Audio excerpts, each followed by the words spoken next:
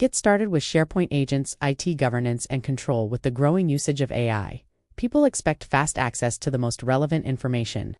SharePoint agents use your ever-evolving content to provide answers and insights in a conversational way, all while adhering to your governance and security practices. These agents are simply files that live on your SharePoint site and can only access information you allow from that location. Just like other files, they can be copied, moved, deleted, and archived. SharePoint agents follow existing permissions at the site and file level.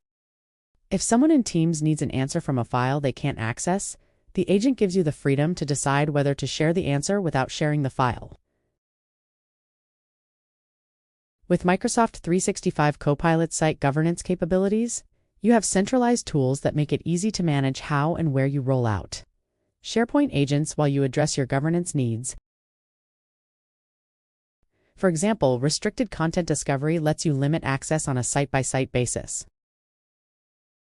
Plus, you can easily analyze usage patterns, discover potentially overshared sites, and manage their lifecycle. And SharePoint agents adhere to Microsoft 365 security and compliance promises, so you are covered. As you move forward, empower employees to get the answers and insights they need from your ever-growing content with SharePoint agents. Thank you for watching us.